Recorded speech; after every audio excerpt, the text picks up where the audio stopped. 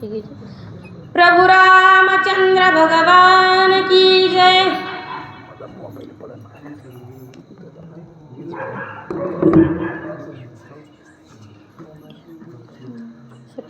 रावण होनी भिकारीन चोरुनी आणि सीता सुंदरी वानरे करोनी झुंझारीन मज निर्झाली नील। आणि त्या ठिकाणी असताना इंद्रजित म्हणतो की माझा बाप भिकारी झाला, शून्य मंदिरी श्वानरी म्हणे आहे माझ्या बापानं चोरी केली त्या प्रभू रामचंद्राच्या इथं जाऊन पर्णकुटीमधून त्या सीता मातेला चोरून आणलं, पण याचा बदला आता हा हनुमंतराय घेतल्याशिवाय राहणार नाही, मला निश्चितच शेपटीला बांधीन आणि प्रभू रामचंद्राच्या हवाली करील असा विचार त्या मेघनादाच्या मनाला वाटू लागला। पूर्वी अंगद पाण्यासी खेळणे बांधले रावणासी, पौलस त्याने मागता त्यासी अपमानिसी सोडिले।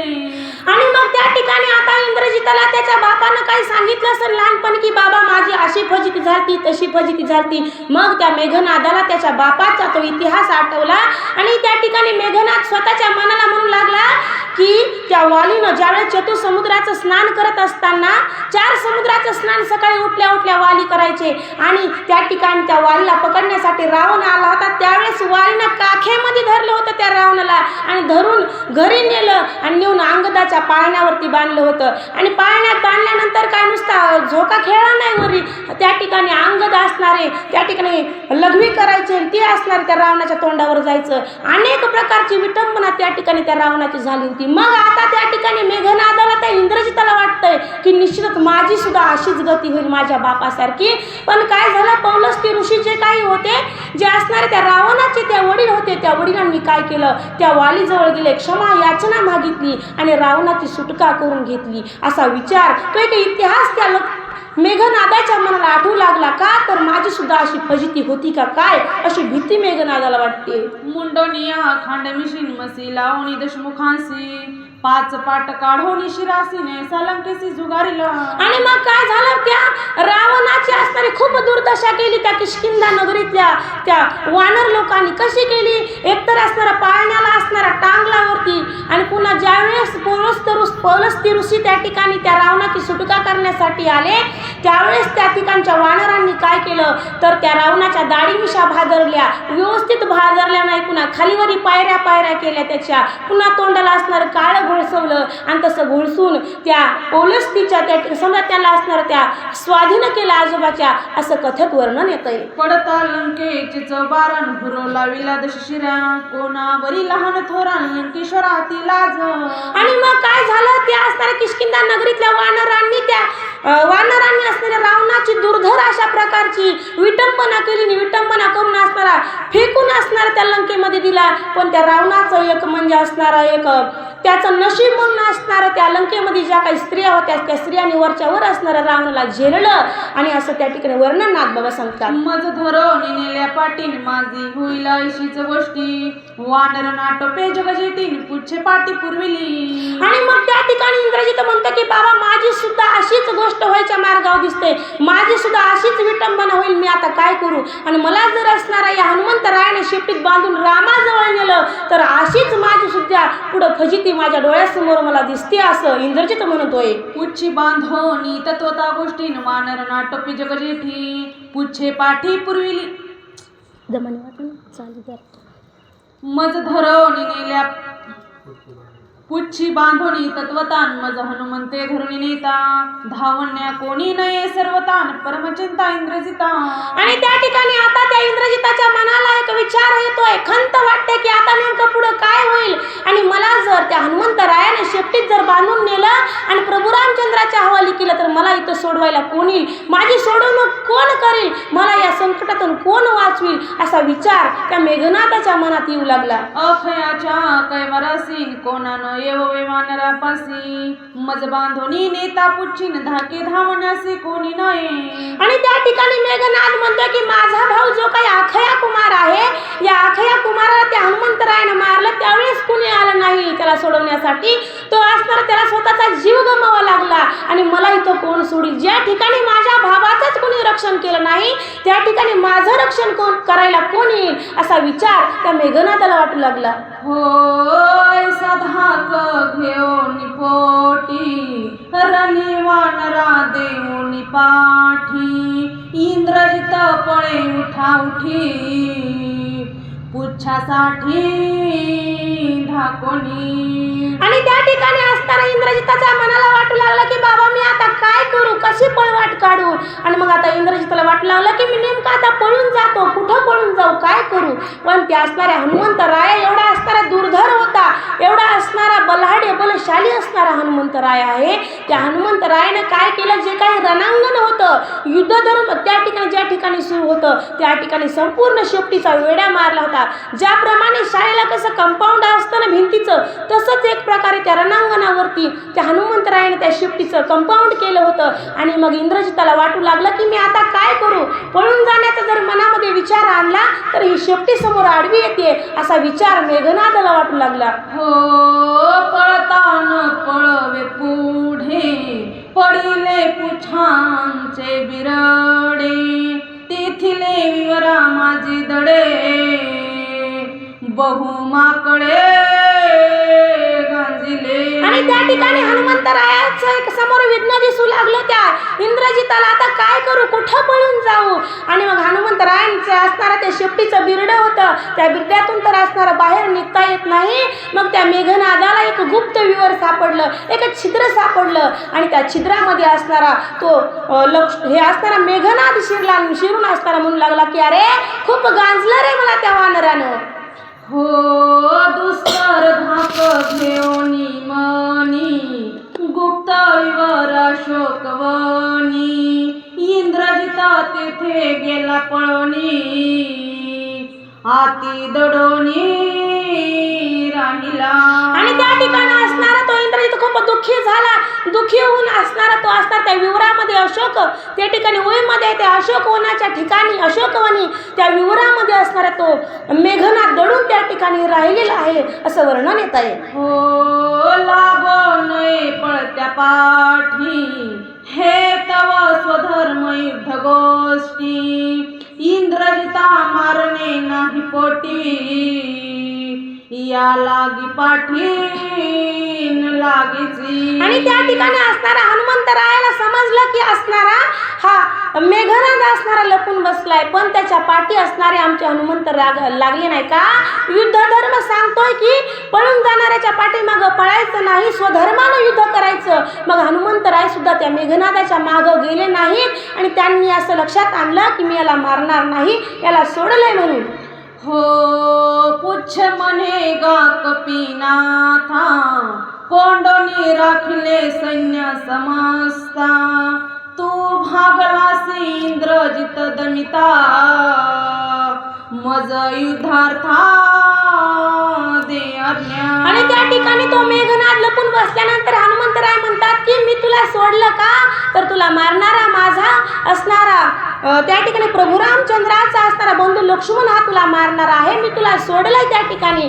आणि मग त्या ठिकाणी त्या हनुमंतरायाची शेपटी म्हणून लागली की स्वामी मी असणाऱ्या असंख्य त्या राक्षस वीरांना त्या ठिकाणी बांधून ठेवलेलं आहे आणि तुम्ही आता खूप थकला असाल, तुम्ही खूप घनघोर अशा प्रकारचं युद्ध केलंय आणि मला तुम्ही आता आज्ञा द्या. आणि तुम्ही जर मला आज्ञा दिली तर मी असंख्य वीरांचा नैनाट करते, शत्रूचा फाडशा पाडते असं शेपटी आपल्या स्वामीनाथाला हनुमंतरायाला बोलते.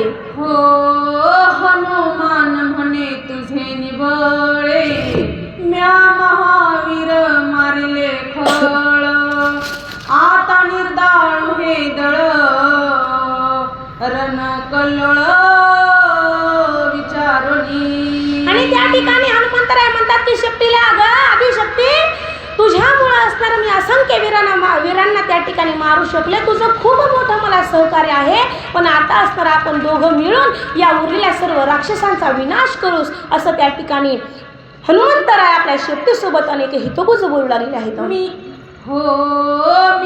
जाते तू भाई वैरण आयसे भरडू राक्षस सैन्य डोळे जे उरती सघन रणकंदन करूयासी. आणि त्या ठिकाणी हनुमंतराय शेपटीला म्हणू लागले की अगं आपण एक खेळ खेळू. कोणता खेळ खेळू? आपण असणारा दळणदळू.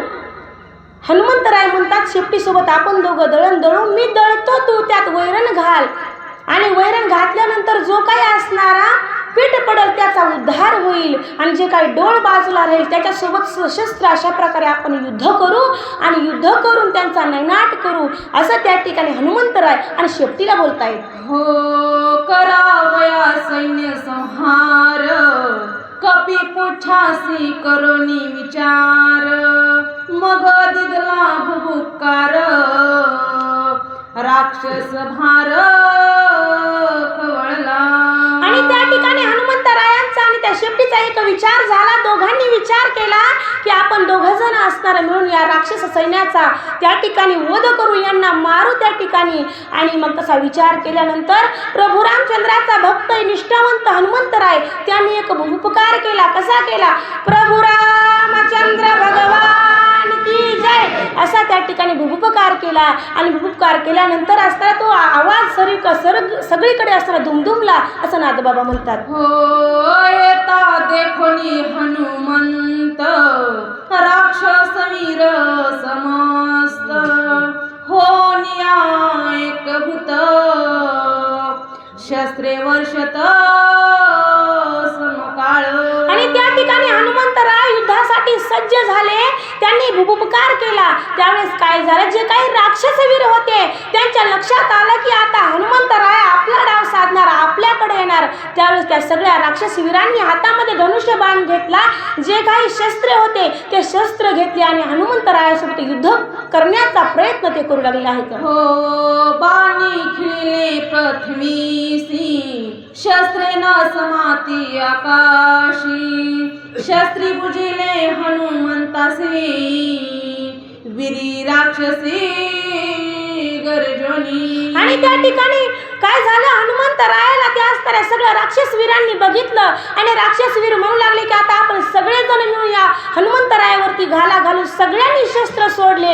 एवढे शस्त्र सोडले की आकाशातही तितकेच शस्त्र दिसू लागले, पृथ्वीवरती तितकेच शस्त्र पडले दिसू लागले. आणि त्या शस्त्रामध्ये आमचे हनुमंतराय जणू काय बुजून गेले तर दिसत सुद्धा नव्हते. सगळीकडे आता शस्त्र दिसू लागले आहेत. हो हनुमान युधी निगरघट राक्षस हानी भट सुभट हानिता शस्त्रे होती पीठ आहा कटकट राक्षसा. आणि त्या ठिकाणी ती सगळी राक्षस घनघोर अशा प्रकारचे युद्ध आमच्या हनुमंतरायासोबत करू लागले. सगळे असणारे एकाच सोबत असणारे त्या ठिकाणी शस्त्र सोडू लागली. ती शस्त्र आमच्या हनुमंतरायाच्या अंगावर येऊन आदळू लागली आणि त्या शस्त्रांचा चकनाचूर पीठ त्या ठिकाणी होऊ लागलेला आहे. हो हनुमंत निधडा वीर साहोनी त्यांचा शस्त्र संभार करावया सर्व संहार रणी वानर खवळला. आणि त्या ठिकाणी असणारा बल्लाढ्य विकट अशा प्रकारचा मोठा असणारा आमचा प्रभू रामचंद्राचा निष्ठावंत भक्त हनुमंतराय शक्तिशाली असणारा. आणि त्या ठिकाणी सगळ्या राक्षसांनी त्यांच्यावर आघात करण्याचा प्रयत्न केला. सगळ्यांनी असणारे शस्त्र सोडले पण त्या सगळ्यांचे शस्त्र सहन करण्याची क्षमता आमच्या हनुमंतरायामध्ये होती. आणि हनुमंतरायाने आता काय केलं तर त्या सगळ्याचा विघात करण्यासाठी एक स्फुरण स्वतःच्या शरीरामध्ये आणलं आणि आता हनुमंतराय तयार झाले त्या सगळ्यांना प्रतिकार करण्यासाठी. अश्वी अश्वाते मारित गजे गजा संहारित रथाते उपटित वारुणी मत्त सारथीसी.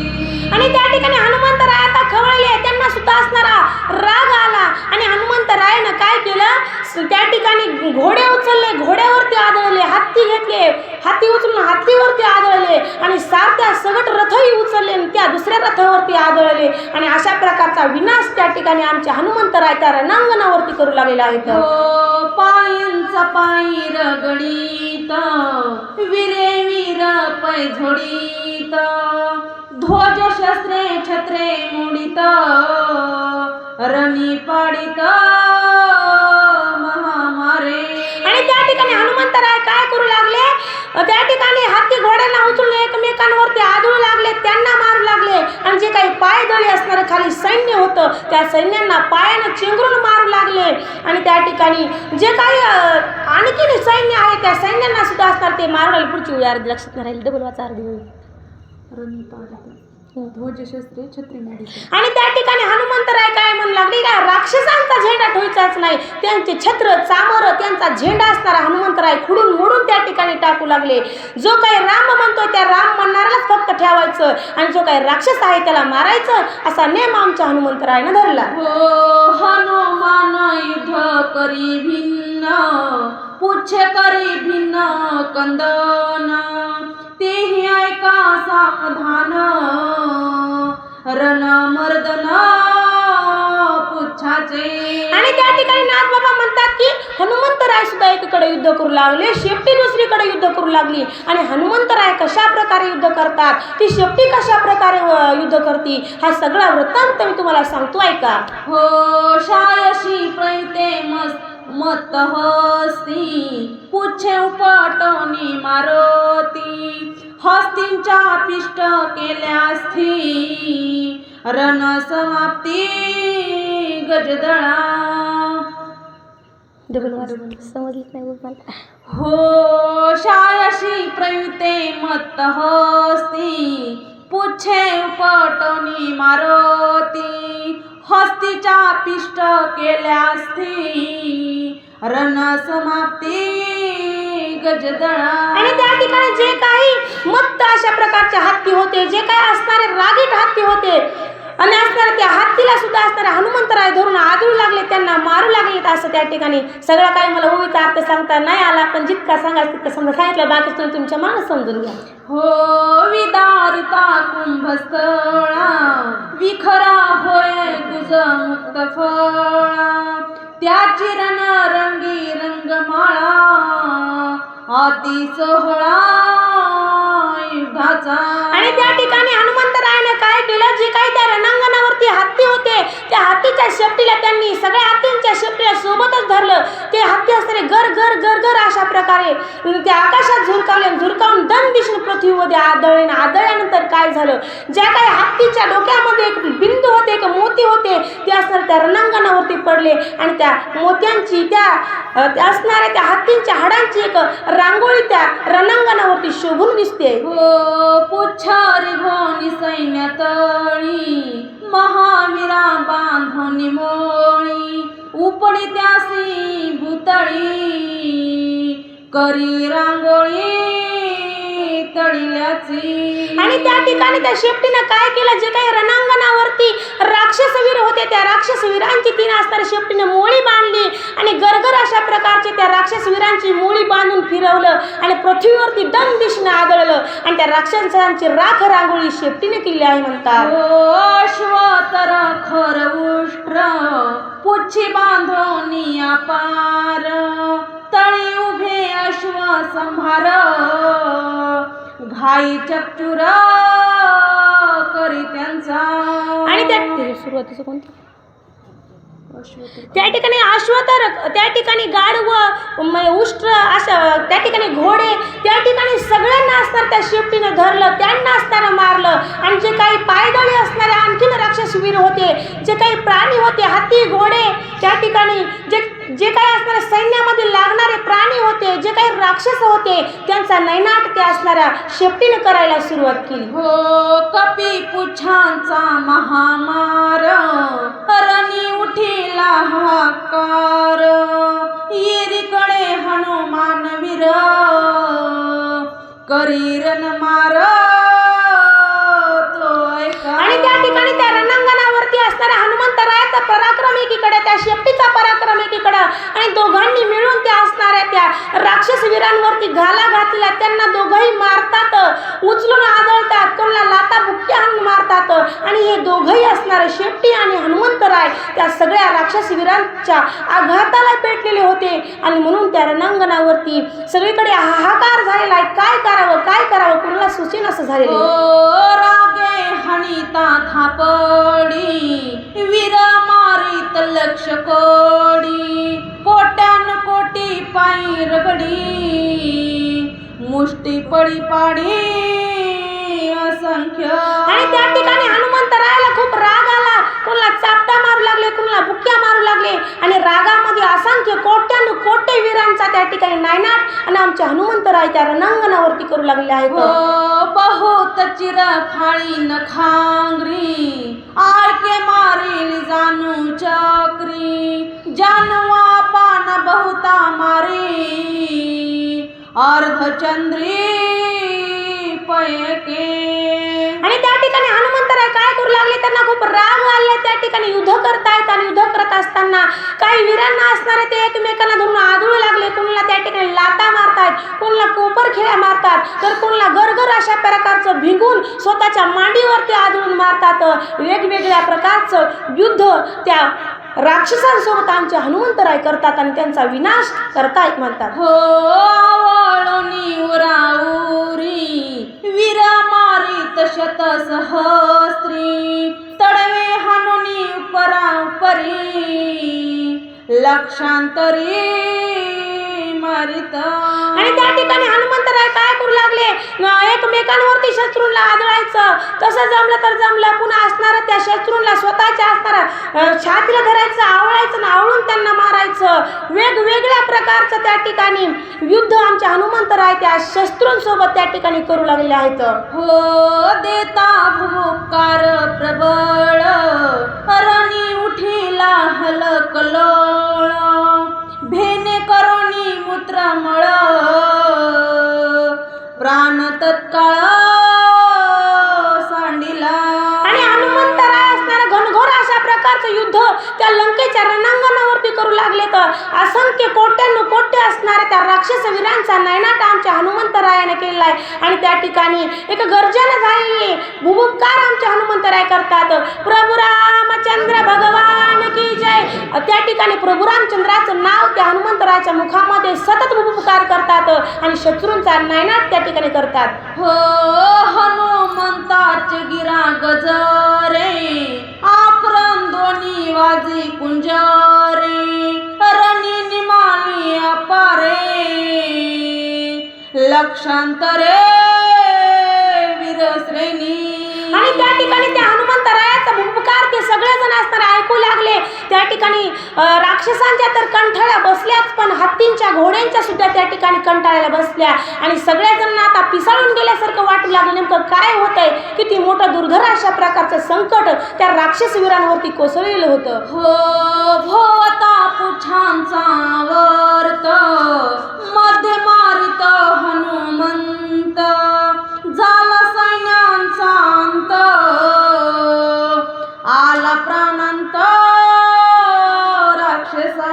आणि त्या ठिकाणी हनुमंतरायानं चौकोन असणारा शेपटीचा कडा त्या ठिकाणी केला होता. सगळीकडून त्या शेपटीचं कुंपण त्या ठिकाणी केलं होतं. आणि जे काही मध्ये सैन्य होतं त्या रावणाचं, जे काही राक्षस समुदाय होता त्यांना हनुमंतरायानं मध्ये मारलेलं होतं त्या ठिकाणी. आणि असा आकांत त्या लंकेमध्ये त्या ठिकाणी निर्माण झालेला होता. हो पुछे पूर्वीला से पाठी होने दी कुटुंब भेटी लंका पाहुने दी दृष्टी जीवासाठी राक्षसा. आणि त्या ठिकाणी हनुमंतराय असणारे खूप त्यांना राग आला होता. त्या राक्षसांना ते मारित होते.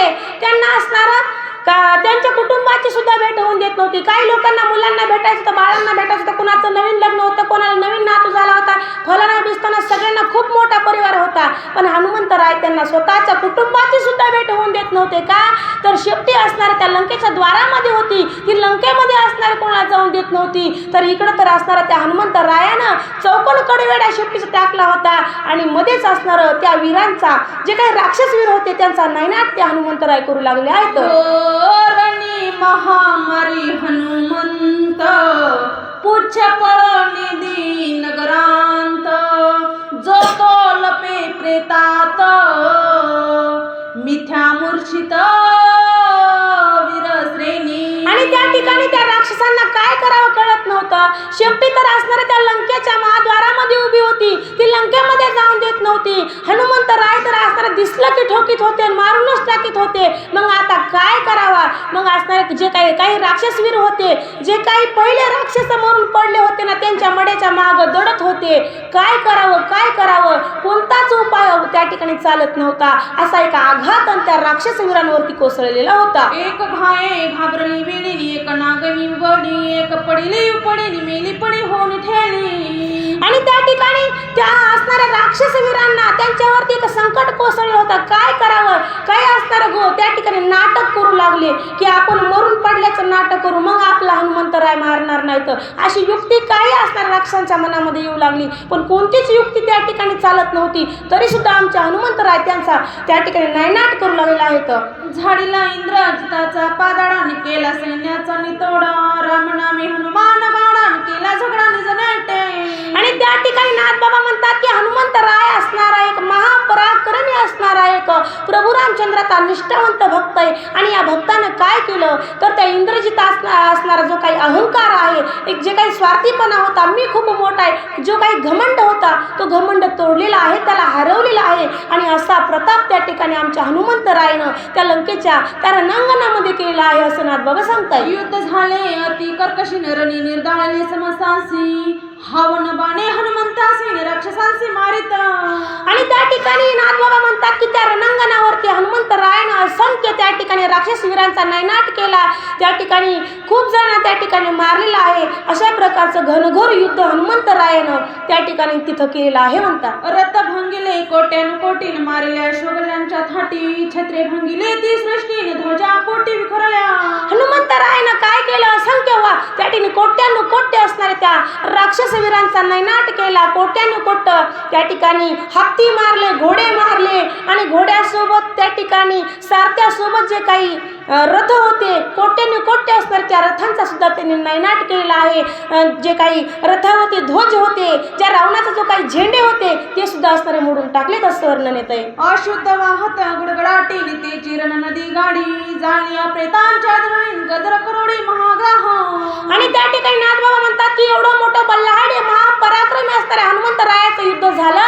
त्या युद्धामध्ये असंख्य कोट्यानु कोट्य असणाऱ्या राक्षसांचं त्या ठिकाणी मर्दन आमच्या हनुमंतरायाने केलं. आणि मग त्या ठिकाणी त्या रणांगणावरती आता एक असणाऱ्या रक्ताची नदी वाहू लागली, कारण सगळ्या राक्षसांच्या शरीरातून भाड भाड अशा प्रकारचं रक्त निघू लागलं, आणि त्या रक्तांचा पूर त्या ठिकाणी आलेला आहे म्हणतात. तीर वाहती सपीची नितीची मासे रण निदिसी, ओढणे वाहती कासवे जैसी सर्पस पुचिरण भाले.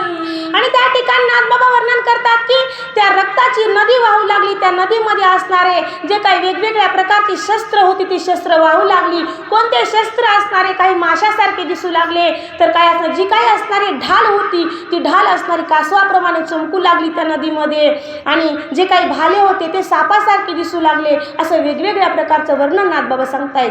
मेद मास अति दुर्गमन तेची दोही तिरीचा कर्दमा, विक्रम शिराळे विक्रमन सुसरी परम दोही भागी. आणि त्या ठिकाणी त्या नदीमध्ये ती जे काही रक्ताची नदी होती, त्या नदीच्या असणारे जे काही मासाचे ढिगाच्या ढिगा असतात, त्या नदीच्या कडीनं त्या ठिकाणी मधून रक्त वाहत होतं आणि कडीनं मास त्या ठिकाणी होतं. मग नाथबाबा म्हणतात की जसं काही नदीचा कडा असतो, तसा त्या मासामुळे त्या नदीचा कडा दिसू लागला. आणि त्या ठिकाणी काही असणारे लोक त्यात मरून पडले होते, राक्षस, ते सुसराप्रमाणे दिसू लागले असं वर्णन येत आहे. मोक्ष सुखाची सुरवाणी नरण नदी माही पुराडी, सर्वस्वा त्यागी जो घाली उडी त्याची जोडी तो जोडे. आणि त्या ठिकाणी ते असंख्य वीर त्या ठिकाणी मरून पडले होते. ती असताना त्या ठिकाणी नदी वाहू लागलेली आहे म्हणतात. ध्वजसी वाहे रहन वरुण तेची सिणे सहित तारू, येथे तारक श्री रामचंद्र परपार पाववी. आणि त्या ठिकाणी नाथबाबा म्हणू लागले की काही असणारे रथ सुद्धा त्या ठिकाणी झेंड्यासहित वाहू लागले होते, आणि ते रथ तारू त्या ठिकाणी तारू सारखे दिसू लागले. पण इथं त्या ठिकाणी प्रभू रामचंद्रच असणाऱ्या सगळ्या जगाचा तारक आहे असं म्हणतात. उदो म्हणानी भद्रकाळीने घेऊन आली भूतावणी, खाती मासांच्या अडवाणीने रुधिरांजळी प्राशिती. आणि त्या ठिकाणी भद्रकाली देवी त्या ठिकाणी म्हणली उदो उदो उदो अंबाबाईचा उदो उदो, आणि असं म्हणत त्या ठिकाणी भद्रकाली आली. कुणाला आली? भूतांना सोबत घेऊन आली. आणि भूत त्या ठिकाणी येऊन ते कशासाठी आले तर जे काही राक्षस होते त्या राक्षसांचं मांस खाण्यासाठी. यक्षणी बहु काळाच्या व्रतीन लाखोली काळीजे घेऊन हाती, शंखिनी डाकिनी वाणी देतीन मग भक्षिती स्वानंदे. आणि त्या ठिकाणी कोण कोण आले? त्या ठिकाणी यक्षिणी आली, डाकिनी आली त्या ठिकाणी, आणि यक्षिणी डाकिनी अजून शंखिनी अशा प्रकारच्या त्या ठिकाणी त्या दैवत त्या ठिकाणी आल्या. आणि त्या ठिकाणी कुणी मांस खाऊ लागल्या, कुणी त्या ठिकाणी एकमेकीला वाण देऊ लागल्या असं वर्णन येतंय. आनंदे नाचे क्षत्रपाळन शिरे चौंडकी वाहे विताळ, भूते मिळवणी सकन रणगोंध नाचती. आणि त्या ठिकाणी भूत त्या ठिकाणी आले. वेताळ, भूतांचा मालक त्या ठिकाणी वेताळ त्या ठिकाणी आला. वेताळानंही काही असणार चांगला भाग घेतला आणि भूत तर असणार ते मासाचे गोळे घेऊन नाचू लागले, आनंदी झाले. खूप दिवसाचे उपवासी होते आणि त्यांना आता आनंद झाला, कारण सगळ्यांना त्रास देणारे जे काही राक्षस होते त्या राक्षसांचं मांस आज त्या भूतांना खायला मिळत होतं. बहुता दिवसांचे धरणे दिदले हनुमंते पारणे, अवघे घालीतील टांगणे विजय होणे रणरंगी. आणि त्या ठिकाणी सगळ्यांनी असणार नमस्कार केला हनुमंतरायाला. आणि त्या ठिकाणी हनुमंतरायाला नमस्कार करून सगळेजण म्हणू लागले की या हनुमंतरायाने आमचा खूप मोठा उपकार केला. आम्हाला खूप दिवसाचा उपवास होता आणि त्या उपवासाचा आज पारणं झाला. आज जसं काही नवरत्नामध्ये 9 दिवसाचा उपवास झाल्यानंतर त्या ठिकाणी होम झाल्यानंतर कसं पारणं असतं तसं असणार. त्या ठिकाणी ती सगळी भूतं त्या ठिकाणी म्हणू लागली की आम्हाला खूप दिवसाचा उपवास घडला होता आणि या उपवासाचं पारणं झालं. आमचा उपवास त्या ठिकाणी सुटला आणि आम्हाला या हनुमंतरायानं या दयाळून असणारं एवढं मोठं भोजन त्या ठिकाणी आम्हाला मांस खायला दिले आहे. म्हणून पीक पिकळे रणच त्वरीन राक्षस दातांच्या राशी थोरी, भूते मोपिती कुडविंग करीन कौल करी हनुमंत. आणि त्या ठिकाणी सगळ्या भूतांना खूप आनंद झाला. काय करावं, किती नाचावं कळणं झालं, कारण भूतांना खूप खायला लय मोठं मांस भेटलं. कारण मांस कोणी खावं, मांस भूतांनीच खावं, राक्षसांनीच खावं, मनुष्यांनी खावंच नाही असं मला म्हणायचंय. आणि मग त्या ठिकाणी त्या भूतांना खूप आनंद झाला. सगळेजण असणारे ते मांसाचे गोळे घेऊन खाऊ लागले. आणि मग कुणाला किती मांस द्यायचं, कोणाला काय द्यायचं, सगळ्या राक्षसांची दात त्या ठिकाणी गळून पडले होते. काही लोक ते दात मापू लागले, मचा करू लागले आणि त्यांच्या वाटण्या कोण करू लागलं तर आमचे हनुमंतराय करतात असं वर्णन येते. देव ब्राह्मण भैरवासीन बलुते देती वेतळासी, खळे दानते भूतासीन महाकाळीसी राजभोग. आणि त्या ठिकाणी नाथबाबा म्हणतायत की जे काय असणारं ब्राह्मण वगैरे जे काय आहेत ना त्यांचं असणारं मांस कोणाला दिलेलं आहे, भैरवाला दिलेलं आहे. त्या ठिकाणी अजून जे काही राक्षस लोक होते त्यांचं वेताळाला दिलेलं आहे. परत असणारं जे काही राजभाग होता, जे काही श्रीमंत राक्षस होते त्यांचं असणारं कोणते दिले, भद्रकाली महाकालला असणार त्यांचं मांस दिले. म्हणजे जे काही गरीब होते त्यांचं मांस एकाला, जे मध्यमवर्गीय होते त्यांचं मांस एकाला आणि जे काही श्रीमंत होते त्यांचं भाग असणारा त्यांचं मांस महाकालला दिलेलं. अशी विभागणी त्या ठिकाणी आमच्या हनुमंतरायाने केलेलं आहे. खळा मातरे मारकोसीन मे सकोतीचे घरची दासी, 20 पेंढी ते सटवायसीन पाळा भारी अशी काळी का. आणि त्या ठिकाणी जसं काही खळं झाल्यानंतर जे काही खळ्यावरती काम करायला गेले बलुतेदार असतात त्यांना कसं असतं ते मातेरे दिलेलं असतं ना म्हणतात ना. आणि मग तसं असणारं त्यातलं काही मातेरं जे काही होतं ते असणारं त्या मार्को त्या हिला दिलं. म्हणजे काही भाग असणारा त्या मार्को जी काही देवी होती तिला दिलं आहे आणि मसी आहे ती तिची दासी आहे आणि त्या दासीला असणारं ते त्याचं मातेरं दिलेलं आहे. मला काही एवढी विभागणी काय करता येईल नाही, पण जसं साधतंय तसं सांगण्याचा प्रयत्न करते. अग्रिम पिकाची व्युत्पत्ती विभागिली स्वय मारुती, पश्चिम धान्याची महाख्याती श्री रघुपती विभागिला. आणि त्या ठिकाणी हनुमंतराय म्हणतात की ही पिकाची पहिली काढणी होती. हा असणारा पहिला हंगाम होता. जसं काही पहिली काढणी कापसाची झाली आता आणि मग तसंच असणारे हनुमंतराय म्हणतात की ही पहिली कापणी होती, हे पहिलं धान्य होतं, हे असणारं मी या भूतांना दिलंय. पण आता खरा मदगा शिल्लक राहिला शेवटला का. आणि त्या मदग्यात जो काही मदगा आहे, जो काही भारी भाग आहे तो आता शिल्लक राहिला आहे आणि त्याची विभागणी आमचे प्रभू रामचंद्र करतील असं त्या ठिकाणी हनुमंतराय म्हणतात. कुडवे दात मी विजेतीने ऐसे हनुमंते केली ख्याती, हर्षानंदे कपी गर्जती स्वय उपरमती आव्हादे. आणि त्या ठिकाणी जे काही दात होते राक्षसवीरांचे पडलेले ते असणारे काही असणारे भूत ती गोळा करू लागली, एकमेकांना उसने देऊ लागली, ते आनंद व्यक्त करतायत. आमचा हनुमाना तुरबळी नरणी राक्षसा केली रांगोळी, वानरी पिटोनिया टाळी सुख समी नाचती. आणि त्या ठिकाणी लक्ष्मण जे असणारे हे ब्रह्मपत्र वाचतात आणि ब्रह्मपत्र वाचत असणारे असंख्य अशा प्रकारचे वानर ते ब्रह्मपत्र ऐकण्याचा आनंद घेता येतं. आणि मग आमच्या हनुमंतरायाने काय पराक्रम केला, कसं युद्ध केलेलं आहे ते सगळं एक कान टवकारून सगळे असणारे वानर ऐकू लागले. आणि मग त्यात वानरांना आनंद झाला की आमच्या हनुमंतरायानं त्या इंद्रजिताचा फडशा पाडलेला आहे, असंख्य राक्षसावीरांचा त्या ठिकाणी नैनाट केलेला आहे. आणि म्हणून सगळ्या वानरांना अतिशय आनंद झाला. आनंदामध्ये सगळी वानर नाचू लागली म्हणतात. सुग्रीव राजा तैवी नानुनिया द्रव्यांजुळी, हनुमंतावरी ओवाळी हृदय कमळी आलिंगी. आणि त्या ठिकाणी जो काही वानरांचा राजा सुग्रीव आहे ते सुग्रीव उठले आणि उठून म्हणून त्यांनी काय केलं, द्रव्य घेतलं, जे काही सोनं नाणं पैसा असेल ते घेतला आणि आमच्या हनुमंतरायावरून त्या ठिकाणी ओळखला आणि त्यांना दिला आहे. एक आनंद त्या असणाऱ्या सुग्रीवाला झाला, कारण मी राजा आहे आणि माझ्या राजाच्या त्या ठिकाणी एक माझ्या प्रधानानं अर्थात माझ्या हनुमंतरायानं असणारे एक प्रभू रामचंद्राचं कार्य पार पडण्याचा प्रयत्न केलाय, म्हणून त्या ठिकाणी सुग्रीव आनंदी झालेला आहे. म्हणतात, तू विसावा कपिकुळासी सुखी केले श्रीरामासी, वाचविले वानरासी शापाशी तुझेनी. आणि त्या ठिकाणी सुग्रीवजी म्हणू लागले की हे हनुमंतराया, अरे तुझ्यामुळं तू एक असणारा माझ्या जीवाचा विसावा आहेस, तू आमच्या सर्व वानरांचा विसावा आहेस आणि हे जे काही सगळं यश आहे हे तुझ्यामुळं आम्हाला भेटलेलं आहे. का तर प्रभू रामचंद्राची त्या ठिकाणी आम्हाला सेवा करायची, त्या सेवेचा आम्हाला भागीदार व्हायचंय, पण त्या भागीदारीपणामध्ये तुझा खूप मोठा वाटा आहे आणि हे जे काही सगळं यश आहे तर हे हनुमंतराया अरे तुझ्यामुळं आहे, असं त्या ठिकाणी सुग्रीवजी म्हणतात. पुराणाले अंगदासीन खांदे घेऊन हनुमंतासी, हरिके नाचता चुपासीन कळी खासी विटावी. आणि त्या ठिकाणी अंगदला तर खूपच आनंद झाला आणि मग अंगदजी उठले आणि तिने उठून काय केलं, हनुमंतरायाला खांद्यावर उचललं आणि त्या ठिकाणी नाचू लागले. खूप आनंद झाला. प्रभू रामचंद्राच्या गजरामध्ये त्यांनी त्या ठिकाणी हनुमंतरायाला खांद्यावर घेऊन नाचू लागले. आम्ही विजयी झालो, आम्ही विजयी झालो, असं त्या ठिकाणी म्हणू लागलेले आहेत. हो धरिले हनुमंताचे चरण, कळी काळ बापुडे ते कोण, करोनी हनुमंताचे स्मरण, मरणा मारिन मी आता. आणि त्या ठिकाणी अंगद म्हणू लागला, अंगदाना त्या हनुमंतरायाला खांद्यावरून खाली टेकलं आणि हनुमंतरायाचे चरण धरले आणि म्हणू लागले की हे हनुमंतराया, अरे तुझ्यामुळे आज मी धन्य झालो, तुझ्यामुळे आता असणारे मला खूप स्फुरण आलं, मला खूप शक्ती आली.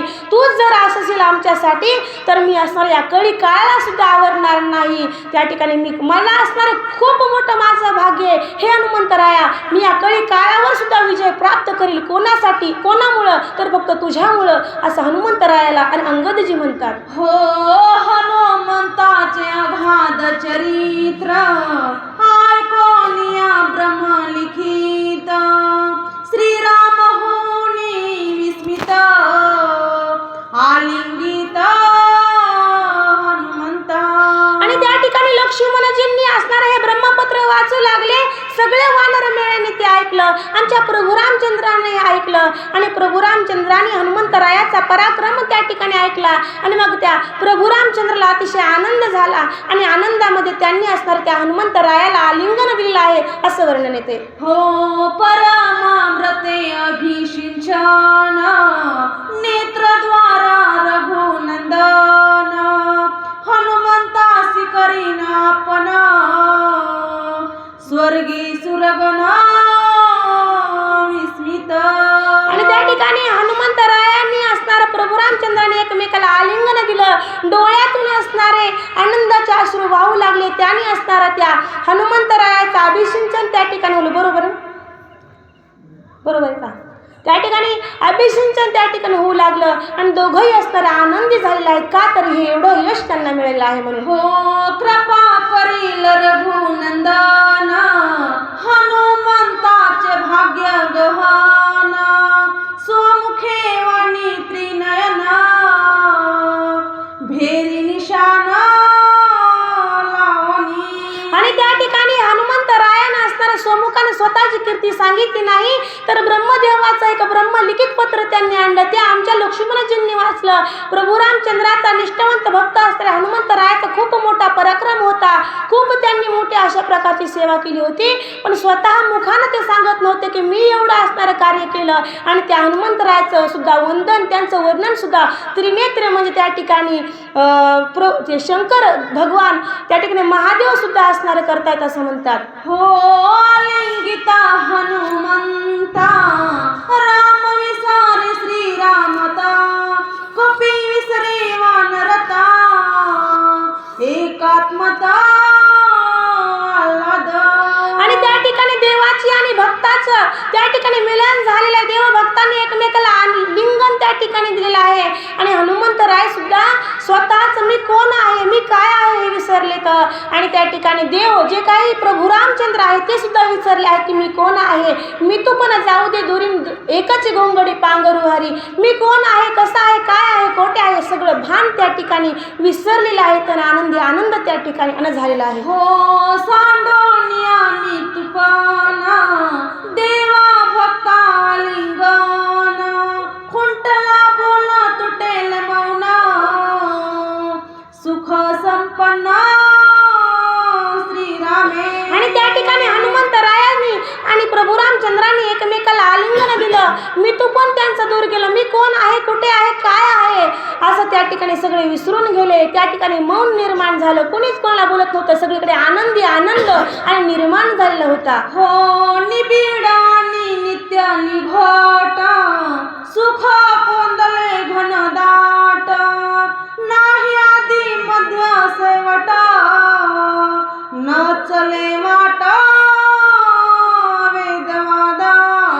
आणि त्या ठिकाणी रामायण म्हणजे नेमकं कसं आहे, यात खूप आनंद आहे. आद्य मध्य अंत्य सगळीकडे असणारं खूप सुंदर आहे. सगळीकडे आनंदच आनंद आहे. आणि मग त्या ठिकाणी हनुमंतरायाला प्रभू रामचंद्रला दोघांनाही त्या सगळ्यांना असणारा आनंदी आनंद त्या ठिकाणी झालेला आहे. आणि त्या ठिकाणी वेदाला सुद्धा त्या ठिकाणी मौन म्हणजे पडावं असं त्या ठिकाणी कोणीच एवढं मोठं वर्णन करू शकत नाही. असं त्या ठिकाणी एवढी सुंदर कथा रामायणाची आहे. हो जेथे मौनावल्या श्रुती तेथे पावला मारुती सार्थक हनुमंताची भक्ती पावन कीर्ती ती लोकी. आणि त्या ठिकाणी नाथबाबा म्हणतात की ज्या ठिकाणी श्रुती, ज्या ठिकाणी वेद सुद्धा मौनावले, ज्या ठिकाणी वेद सुद्धा शांत बसलेत त्या ठिकाणी आमच्या हनुमंतरायाने कीर्ती केली. अगाध अशा प्रकारची हनुमंतरायाची कीर्ती आहे. या त्रैलोक्यामध्ये ते सार्थक झालेलं आहेत असं म्हणतात. हो सोया सुखावे रघुनंदन आसे हनुमंताचे भजन पाया लागे ब्रह्मज्ञान एका जनार्दना उपदेश. त्या ठिकाणी हनुमंतरायाची कशी भक्ती आहे की जी भक्ती प्रभू रामचंद्राला प्राणप्रिय असावी, प्रभू रामचंद्राला आवडावी अशी भक्ती हनुमंतरायाची आहे. आणि प्रभू रामचंद्राचा भक्त हनुमंतरायाचं जर आपण दर्शन घेतलं तर आपल्याला ब्रह्मज्ञानाची प्राप्ती होईल. एवढे असणारे महान संत, एक महान असणारे आमचे हनुमंतराय आहेत. हो नित्य श्रीराम स्मरण नित्य श्रीराम भजन एका जनार्दना शरण ब्रह्मज्ञान हरिभजनी. आणि त्या ठिकाणी हनुमंतराय कसे ते एकनिष्ठ अशा प्रकारची प्रभू रामचंद्राची भगवंताची भक्ती करणार आहेत. सतत मनामध्ये राम राम चिंतन आहे. कोणतीही गोष्ट असो मनामध्ये फक्त राम आहे. आणि प्रभू रामचंद्राचे एक निष्ठावंत भक्त आहेत. स्वामी सेवे सेविकीला प्राण ब्रह्मज्ञानाचे भूषण नवविध भक्तीचे जीवन कपिकथन शिववंदे. शिवाला सुद्धा वंदनीय असं आमच्या हनुमंतरायाची ख्याती आहे. हनुमंतरायाचं असं वर्णन करावं तेवढं कमीच आहे. एवढे असणारे आमचे हनुमंतराय त्या प्रभू रामचंद्राचे एक निष्ठावंत भक्त, त्यांची भक्ती खूप मोठी आहे. काय वर्णन करावं तेवढं कमीच पडत आहे. स्वस्ती श्री भावार्थ रामायणी सुंदरकांडे एकाकार टीकाय ब्रह्मलिखित इंद्रजित अपमान हनुमंत पराक्रम वर्णन नाम 31 अध्याय गोडा. प्रभू रामचंद्र भगवान की जय. कथा सांगत असताना थोडंफार मागं पुढं जरी झालं असलं तरी एक आई वडील आहेत म्हणून तुम्ही सर्वांनी मला क्षमा करावी. कारण 1.5 महिन्यापासून माझा घसा उकलतच नव्हता. काय करावं, दवाखाना केला, सगळं केलं, पण मी म्हणलं शेवटचा पर्याय व्यासपीठावर बसल्यानंतर हनुमंतरायाची कृपा होईल आणि माझा घसा व्यवस्थित होईल. मला एक सद्य प्रचिती आहे की कितीही जरी आजारी असलं आणि इथं येऊन बसलं तर त्या आजारातून माणसाची मुक्तता होते. मला स्वतःला प्रचिती आली आहे. प्रभू रामचंद्र भगवान